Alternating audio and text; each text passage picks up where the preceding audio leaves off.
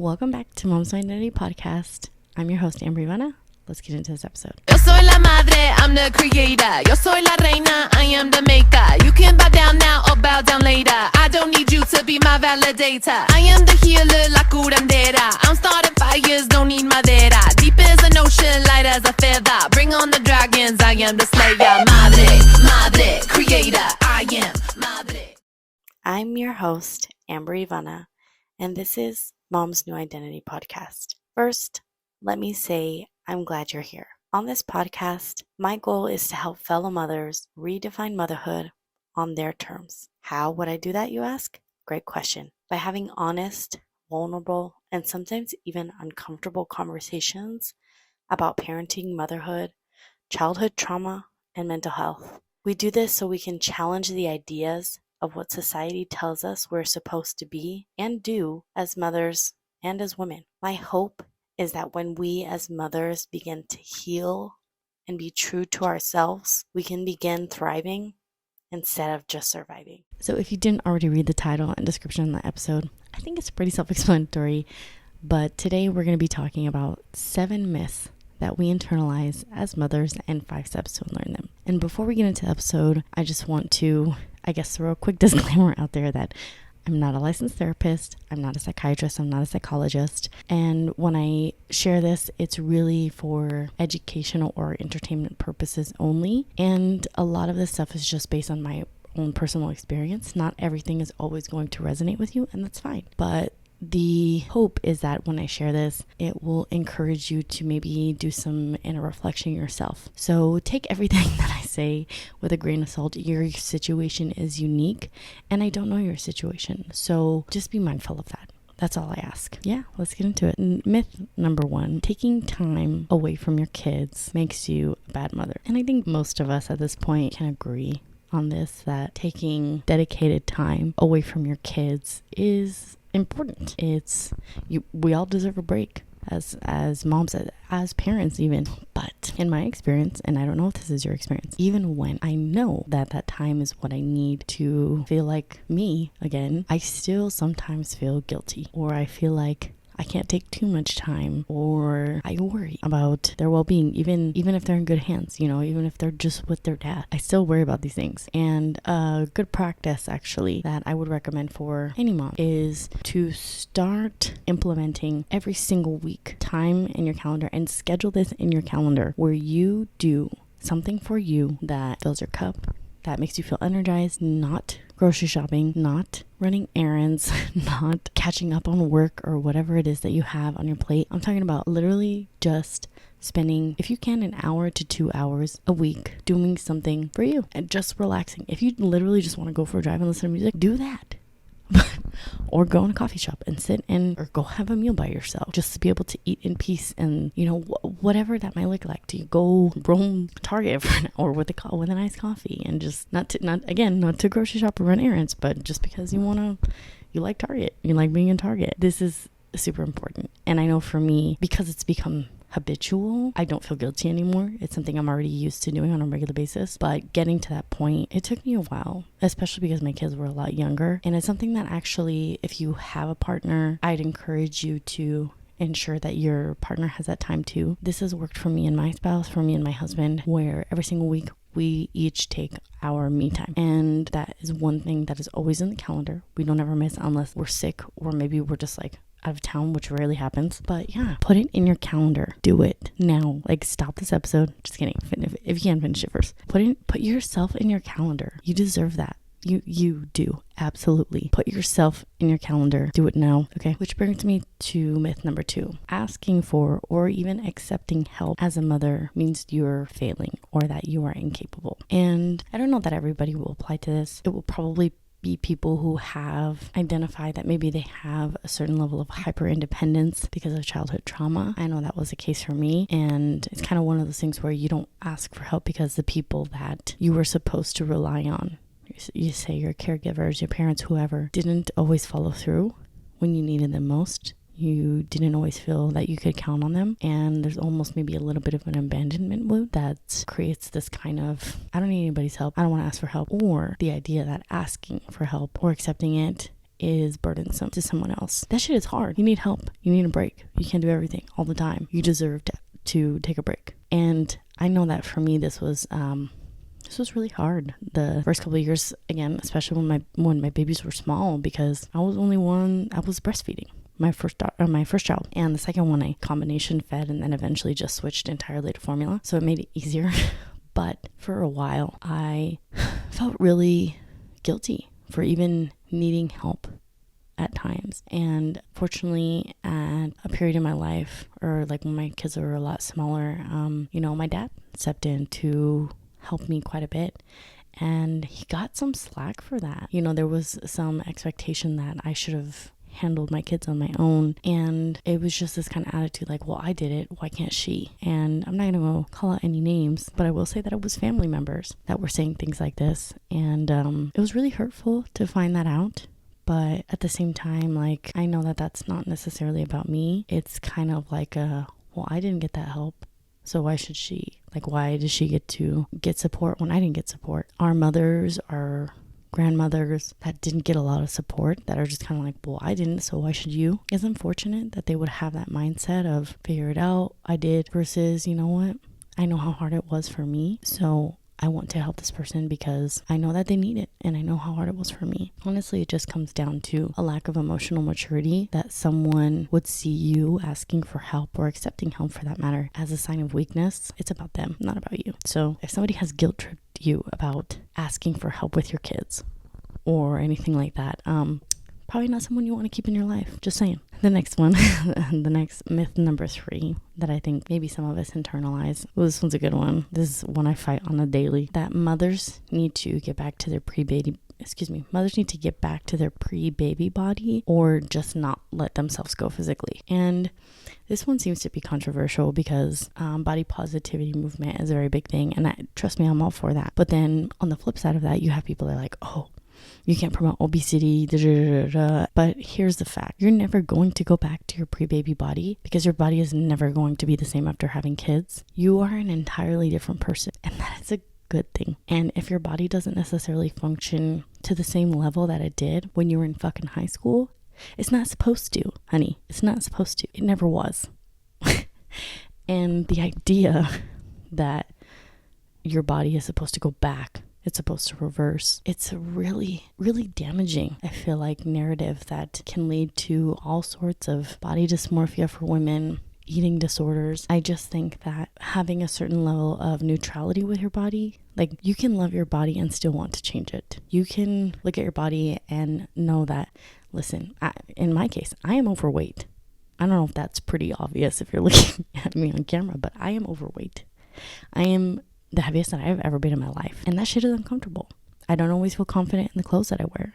I don't always like to take pictures or videos of myself. I sometimes stress about what I'm gonna wear and if it's going to look good on me. And a lot of that has to do with just, what I've been told, because I can still look good and be fashionable and still be the same size that I am. But in my case, there's also a challenge with my energy levels, with just always feeling fatigued, having different pain, chronic pain, like back pain, and really just longevity, living a long time, to be able to see my future grandkids, should my kids decide to have children.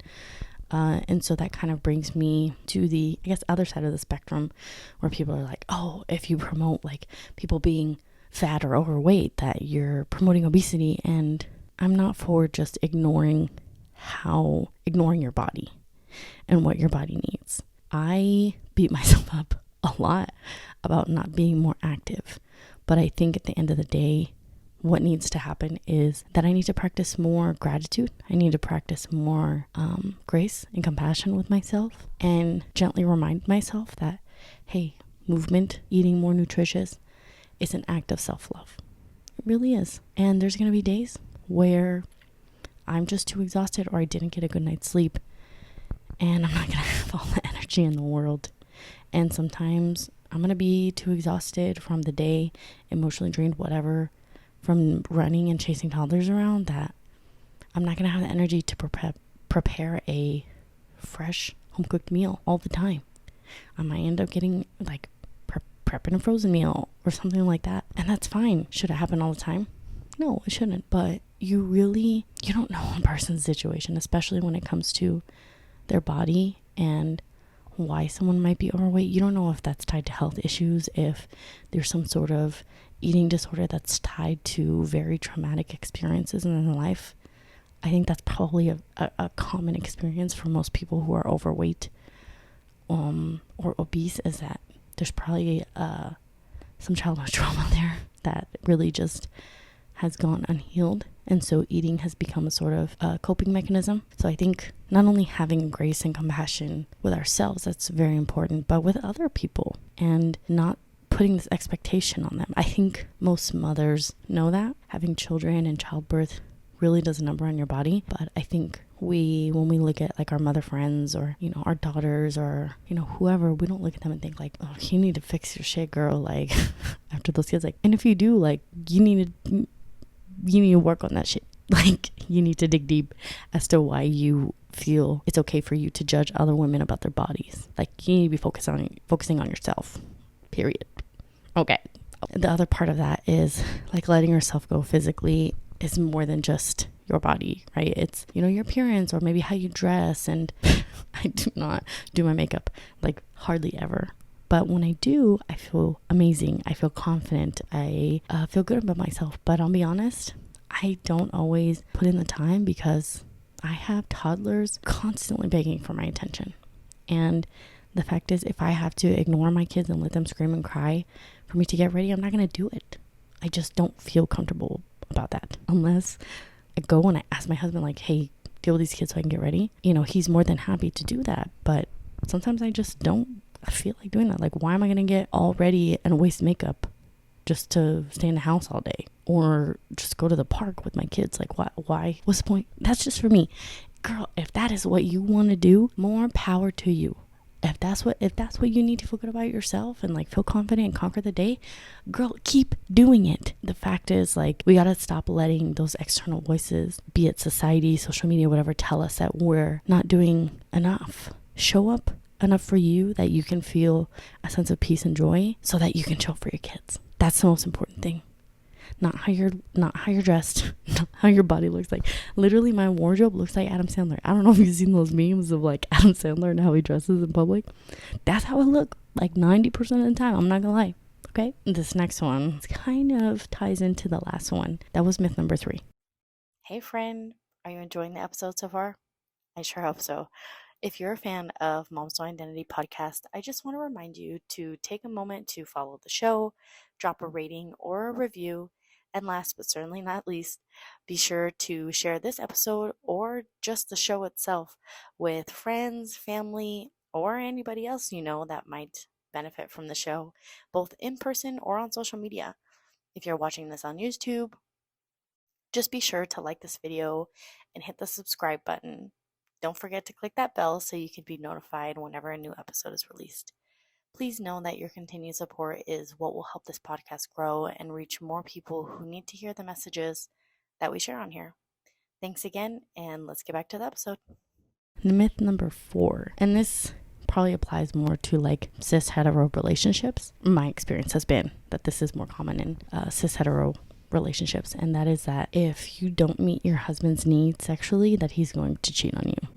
This one's uncomfortable, and let me just say this, okay? You guys know Beyonce, right? I don't know who doesn't know who Beyonce is, and that she's married to Jay-Z. I don't know if you remember, I don't know exactly what year it was, when she came out with that album Lemonade, after that whole scandal with her sister Solange in the elevator and Jay-Z and blah, blah, blah.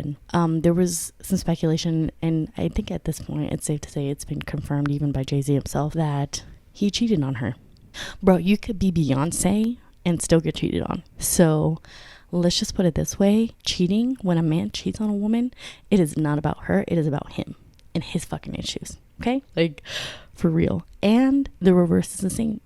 For a woman who cheats on a man, for whatever excuse or whatever she has, it's about her issues. It's about that person's issues. The cheater is the person with the issues. Okay? And the thing is, if someone's going to cheat on you, it really comes down to their mindset and their inability to communicate what's really going on with them, that they had to go and seek out validation or affection outside of their committed relationship. there is work that needs to be done on themselves if they go and do that and hurt the person that they claim to love. I cannot stress this enough. If this has happened to you, maybe you, after you had kids, your spouse, was feeling neglected or whatever. The fact is, if they could not communicate that to you in a healthy way, but also them coming and communicating these things with an intent to understand why that's not happening and looking to their spouse and saying, hey, this is what's going on with me. I feel like my needs aren't being met. What's going on with you? Let's talk through it. Let's figure this out. Let's figure out why we can't get on the same page here, and seeking to understand. And I think maybe the problem is that communication, especially when it comes to conflict or addressing unmet needs, it's uncomfortable. And sometimes, people can get defensive from both sides. And that's normal. That's healthy behavior. But I think how you communicate is really the important aspect. And so if you're having difficulty with communicating in a way that is considerate of the other person's feelings or perspective, I think that maybe that's something you should seek out couples therapy about. Because if one person is always blame shifting or never taking accountability, that's not healthy. That's not okay. And again, if someone decides to seek out validation outside of the relationship and then tries to turn and say, well, you weren't doing this and you weren't doing that and you weren't doing this, why couldn't they just communicate that? Why? And if they tried, were they receptive to the response? So say a husband goes and he communicates to his wife, hey, we're not connecting physically enough. And he says, why? What's happening? What's going on? And she says, well, I'm exhausted. You don't help me with the kids. You don't help with the household. If I don't do it, it doesn't get done. And I don't have any energy. It just feels like a chore to have sex with you. Not to mention my needs aren't even met in the bedroom. That's why. And he can't take that feedback and say, damn, well, maybe I need to work on some stuff. What can I do? Let me figure this shit out myself. Instead of being told what to do. If you were to say to someone, to your significant other or spouse, this is what I need from you if you want this to happen, because I don't have the energy to connect with you physically because I'm just exhausted.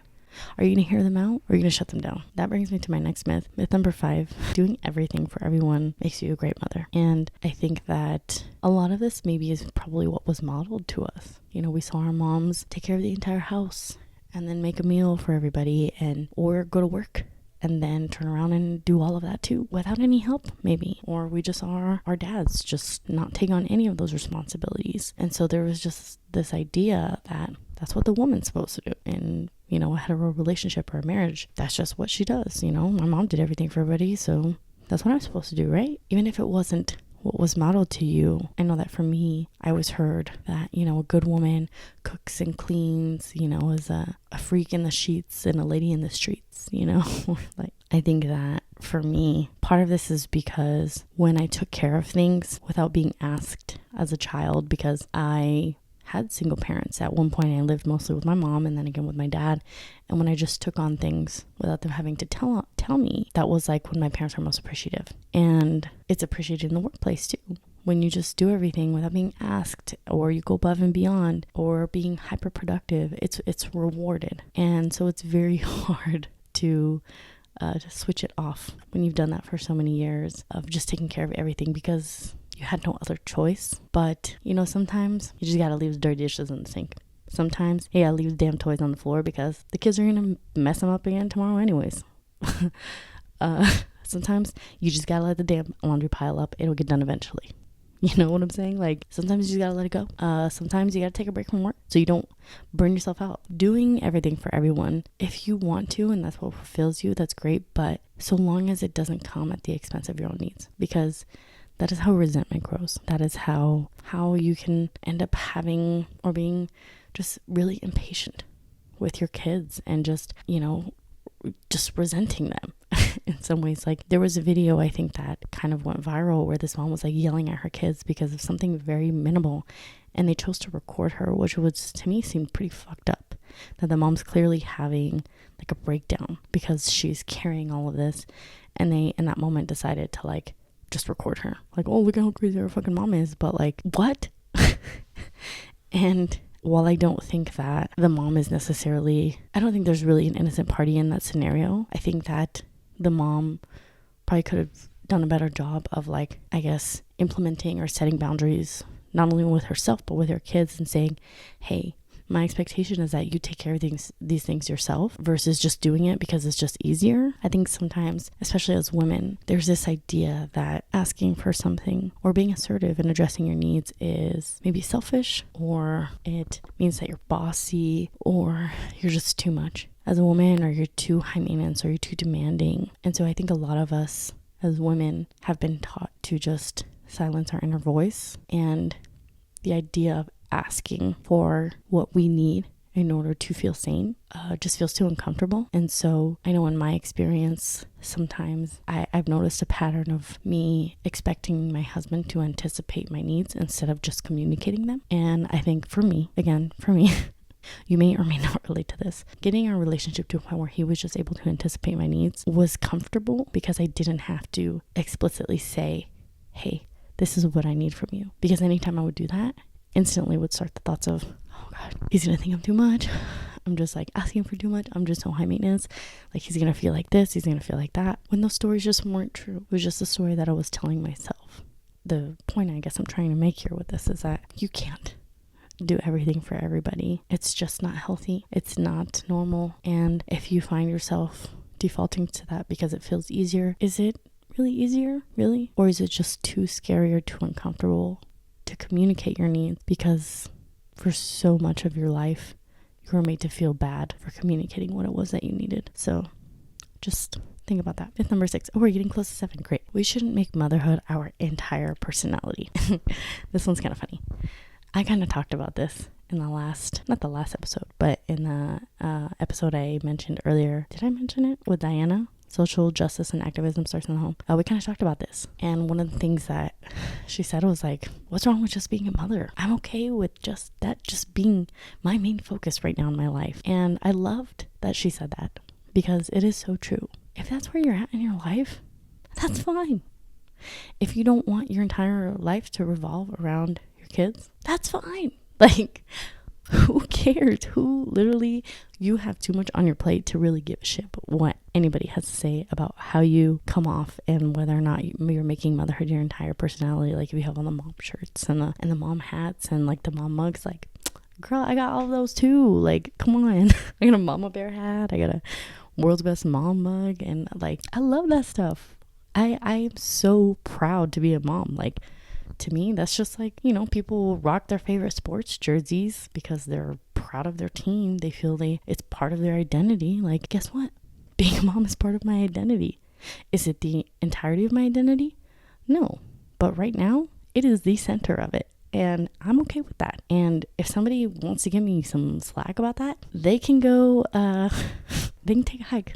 I don't need you in my life. I don't need your opinion. I don't need your follow. I don't need your approval. Like, if I want to make being a mom my entire personality, I'm gonna do it, and I don't care what you have to say about it. And again, if you don't want to do that, that's cool too, girl. Like, that's on you. Like, your motherhood journey is unique to you. Okay, so we're in myth number 7. Okay, last. I don't know that this is really like a awe-inspiring, surprising one. I think we can all kind of agree on this. Or I guess we can all agree that this is not a healthy belief, but most of us, if you're listening to this podcast and you enjoy this podcast, you probably agree with this statement that I'm about to share, or don't agree with this myth that I'm going to share. A mother should always be at home taking care of her kids, not working outside of the home. In other words, she should be a stay-at-home mother. And this is funny because I'm a stay-at-home mother, and I don't think this is true. I think that if that's what a mom desires to do, and she has the means to do that, and she can rely on her partner to provide financially and feel safe in doing that. Big key word there, being safe, because unfortunately there are scenarios where women will end up being a stay-at-home mother, and then it could turn into abusive situation where they're being taken advantage of financially and just being put in a position where they're stuck and they can't get out. And I think that this was probably the case for maybe a lot of women back in the day who weren't allowed to have their own bank accounts. So this idea that a good mother stays at home with her kids and doesn't work outside the home, that is some BS. Okay? That is BS. I think that a mother should do whatever the hell she can to provide for her kids and find a way to be present with them as much as she possibly can given her circumstances. Okay, so if there is a single mother who has multiple kids to take care of and provide for, because maybe she doesn't get a lot of financial support from the father of those children, guess what? She's probably going to have to work multiple jobs to do that, which probably means that she's not going to be able to be with her kids very often. And that sucks. I don't think that a mom should have to work multiple jobs to be able to keep a roof over her head. I think that there's a lot to unpack there, in my opinion. But the reality is that we will never know the nature of some situation, the nature of someone's situation, specifically a mother, but be it if she's single or not, unless we ask her and we listen to her and we seek to understand instead of judging, instead of saying, well, how could she do that? How could she travel for work and be away from her kids? Maybe she fucking loves her job. Maybe she loves what she does. And that fulfills her, so that when she goes back to her kids, she's not pouring from an empty cup. She's excited and she's present with her kids, and she soaks in those little moments that she gets with her kids that much more, because she knows she doesn't always get all the time. But when she comes back, she feels like, she conquered the world. And so it may not always be the situation of, a mom's working outside the home because she has no other choice financially. It could also just be that she enjoys that, and that's okay too. Again, we don't know the nature of someone's situation unless we ask them, unless we seek to understand. And I think that's really the underlying cause of just mom shaming, is just this lack of compassion and lack of wanting to understand when someone's lifestyle or their choices or their beliefs differ from ours. There you have it. Those are these 7 myths that we tend to internalize. I probably haven't covered all of them. I'm sure there's more out there. So if you enjoyed this episode and maybe you're like, hey, this made me think of this, or drop a comment on this video on YouTube, or go into my DMs on Instagram, let me know, hey, this episode, there was also this that I feel like I've been, struggling with, and blah, blah, blah. I just want to hear your feedback, basically, on whether or not these things resonated with you. And which brings me to my next part, which is 5 steps to unlearn them. And you might have figured out, or you might have noticed a pattern every time I brought up this myth of me kind of, unpacking it. And I will say that has a lot to do with unlearning these things. As I go through these steps to unlearning these things, or retraining your mind, I should say, I want you to keep this in mind, is that it's really, really, really, really, I can't stress enough, it's really, really important that as you ask yourself these questions that I'm going to tell you now, that you approach it from a place of curiosity, of wanting to understand, rather than judging yourself or maybe carrying these beliefs that are affecting you negatively. I think that's really the key factor in any healing journey for any specific person, regardless of where you're at. If you're on a healing journey, one of the most important things that you can do for yourself is to give yourself self-compassion and grace when you do make mistakes, because we're human. Unpacking yourself from a place of curiosity and seeking to understand rather than judgment is so, so important, because the judgment, and this is actually something that I think Tiffany in the burnout episode, it's called A Different Approach to Burnout with Tiffany, the wellness champion. She said it really well when she said that so long as you're stuck, you guilt yourself, and this applies to anything, not just burnout. So long as you're stuck in that cycle of guilt, you're deepening it, and it's going to eventually lead to shame. So if you guilt yourself, I shouldn't be, I've heard this once, you should stop shoulding all over yourself. Just seek to understand, okay, from curiosity. All right, I think you get the point. Step number 1 is asking yourself, where does this belief come from? Does it maybe stem from childhood and childhood trauma, like I mentioned earlier with the hyper-independence and such, and my experiences in childhood? Does it maybe come from things that I would hear in the media, like on TV or magazines, or, the radio, or, all of those things, media, not just social media, but even before social media was a thing, we had magazines, we had TV. I feel like an old lady. Back in the day, before we had social media. before all of that, we had magazines, we had just regular old TV, not streaming services, TV. And sometimes the underlying messages that we would see on like television or movies about what we're supposed to be, and, just harmful stereotypes that you might see that are tied to women or people of color or disabled people, or I don't want to say disabled, differently abled. I don't know if that's the proper term, so my apologies if disabled is not politically correct. Really just like unpacking that. The first step is really unpacking it and asking yourself, like, where did this come from? Think about scenarios. Think about very specific experiences you might have had. Like, oh, I remember hearing this when I was a teenager and I had this experience and it really did a number on me and really caused me to carry that belief. Now, the second step is ask yourself, would I tell that specific thing, like would I tell my daughter or maybe a close mom friend of mine that taking time away from her kids makes her a bad mom? Would I tell her that? And if you would, like, you like turn this podcast off, go look for a therapist, okay? Because if you really feel like it's okay to say that to someone, you got a lot of work to do, okay? Like, let's just put it that way. But I think that most of us have good intentions, and I think most of us would say, of course not. I would never say that to my daughter. I would never say that to my daughter-in-law. I would never say that to my sister if she's also a mother. I wouldn't say that to my mother, if you have a strong relationship with your mother. I wouldn't say any of those things. So why do you say it to yourself? Hello? Are you still there? Why do you say it to yourself? I think that's something we have to remember, is I would never say this to someone else, so why do I say it to myself? I think that just kind of stops a lot of us in our tracks. I know it does for me. Like, I would never tell my daughter this. And it was something that my previous therapist, she told me one time, like, you wouldn't say that to your daughter. What would you say? And that's my next step, is if you wouldn't say something negative, like the example I just gave, you wouldn't say that to someone you love. Let's put it that, someone you love. I think that's probably the best way to phrase it. What would you say to them? If they came to you and your daughter was like, Mom, my body looks disgusting, and, I'm just like, got all these like stretch marks or da-da-da, and like my boobs are really like saggy now after feeding kids. Like, I'm not saying that these are bad things, okay? Like, I'm just giving you an example of maybe what some of us, myself included, could say about our bodies, right? Just imagine if someone you loved, your daughter or your friend, whatever, came to you and said that, what would you tell them? Would you say, like, are you being dramatic? Get your ass in the fucking gym and stop complaining.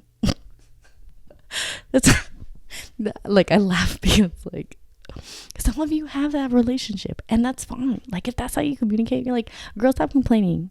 Like, get your ass up, get it together. Like, if you have that kind of relationship and that it's said with love, like, fine. But if that's not like how you communicate, and that style of communication wouldn't work with that person, that they need more like a loving, caring approach, what would you say to that person? You would probably say something along the lines of, hey, your body doesn't define you. Your body just did something amazing. Your body literally grew an entire human for 9 months, birthed it, and then now is feeding it from your body, or like taking care of it, or maybe your body underwent a major surgery because you had to have a C-section, or maybe you had an unmedicated birth. Like, those of you that have done that, you are fucking amazing. What would you say? I want you to like really think about it. Write it down if you can. What would you say to someone who shared that they were struggling? And start telling yourself that. So, number 1, identify where it's coming from. Think of specific scenarios. Number 2, ask yourself, would I say this to someone I love, I care about? Would I say the things that I tell myself about these myths, that I should be doing this as a mother because if I don't, it makes me a bad mother, or doing these things makes me a bad mother? Ask yourself, would I say this to someone else? Number 3, if I wouldn't say those things, what would I say to encourage someone who is maybe struggling, a fellow mother who is struggling?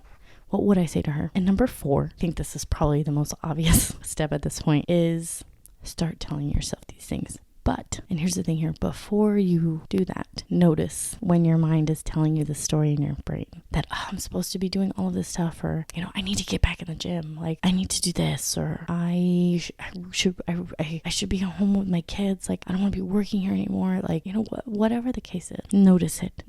Don't, like I said earlier, don't should all of yourself, I should be doing this, I shouldn't be doing that. Notice it. Bring awareness to it. And notice, what are you feeling? physically in your body. Where do you feel like the tension? Is it in your shoulders? Is it in your chest? Is it a lump in your throat? Is it in your gut? What is your body trying to tell you? Because the body will often tell you. Are you getting sick a lot? Because if you're getting sick a lot, it's probably because you're stressed. And stress is often the biggest contributor to a weakened immune system. But why are you stressed? Why are you feeling that way?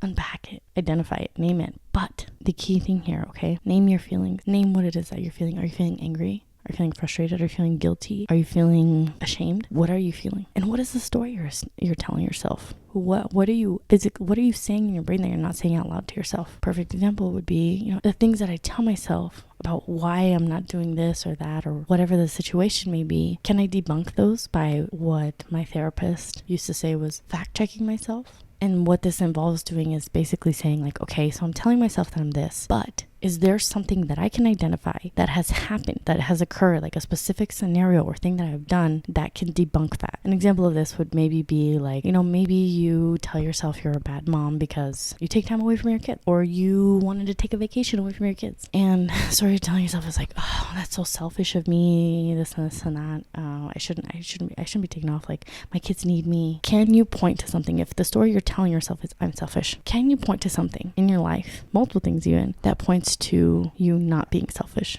you actually being a selfless person or doing selfless things? If you can, then maybe that story you're telling yourself isn't true. Maybe, just maybe, you just need to be kinder to yourself and talk to yourself with more compassion and more patience. Step number 5, the last and final step. Repeat steps 1 through 4 as often as possible. All of these things too, everything that I listed, it's helpful and, in my opinion, most effective if you journal about it. If you talk through it with a therapist, if you have a therapist that you're working with. Journaling, I personally say, like, it doesn't have to be pen to paper. It's been proven that there's a lot of benefits to physically journaling, but when you're a mom and you don't have maybe a lot of energy or time, or you just like literally just want to lay in bed and you don't want to go and get your journal and sit down and try to write it on the notes in your phone. You can lock your notes. I don't know if you know that. You can lock them and put a password so that people can't read your journal entries. There's a really great app that I love called Reflectly. It's a really great app because I love one of the features that it has in there is that you actually forces you to identify what it is that you're feeling and how your mood is, like if you're feeling happy or sad, and then identifying what's making you feeling that way. Like, that is a really great feature. So I will link that app in the description, but it's called Reflectly. I apologize, I don't know if it's available for Android. It is an Apple app, so I hope it's an Android app. I think it is. I use the free version. Okay, you can pay for an upgraded version, but I think the free version is perfectly acceptable and gets the job done. And you don't need to use an app for this. You don't need to use Reflectly, but you can do a voice recording. And personally, this is one of my favorite things to do when it comes to journaling, is actually like talk to myself. Like, I don't always use the Reflectly app for that. I will literally take the voice notes in my phone and I will just record like I'm talking to myself or to a therapist. Like, today I had this going on with my kids and I just feel like maybe like I'm telling myself this and da-da-da. And when you actually verbalize what's going on inside and then listen back to what you're saying, it's like you're like, oh man, why am I being so hard on myself? Like, why am I saying these things to myself? That's one thing. And not only that, you can hear the tone in your voice. You can hear, like, because you know how the tone in someone's voice is very telling of what they're feeling. Whereas tone doesn't always come across in writing unless you're a really, really good writer. Which most of us, if we're journaling, we're not trying to write like a best-selling novel. Like, we're just trying to get our thoughts on paper. So just some tips, okay? Journal, you can do it on paper, you can use the Reflectly app, or you can do a voice recording.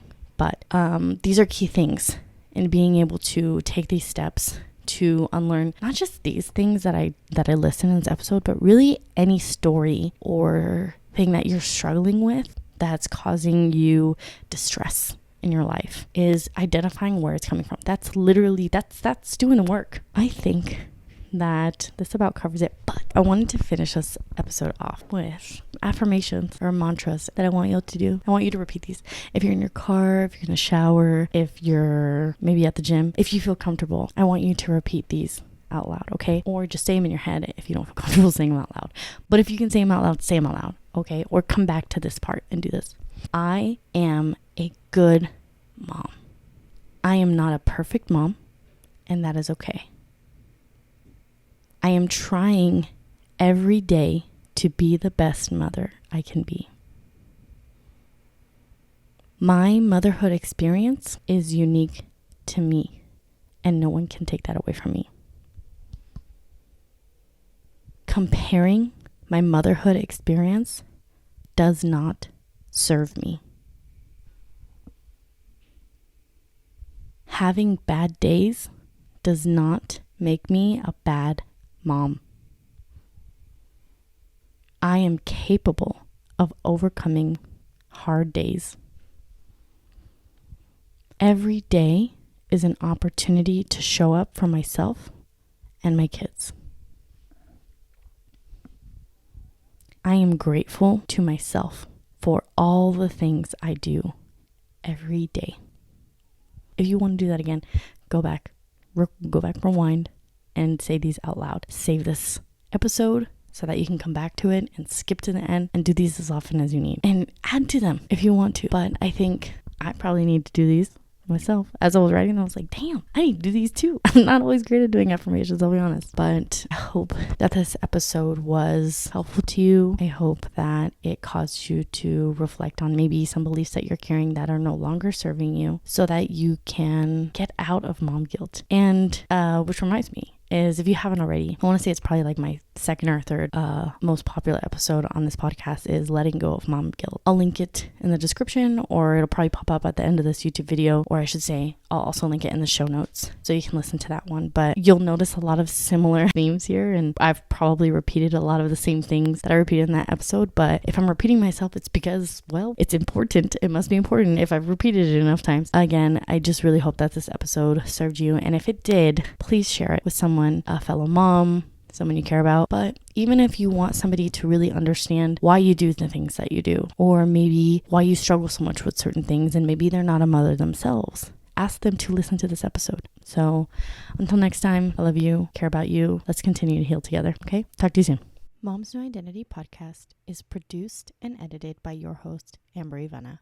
Intro music, Madre Creator, is written and performed by Heidi Rojas of Heidi Rojas Music.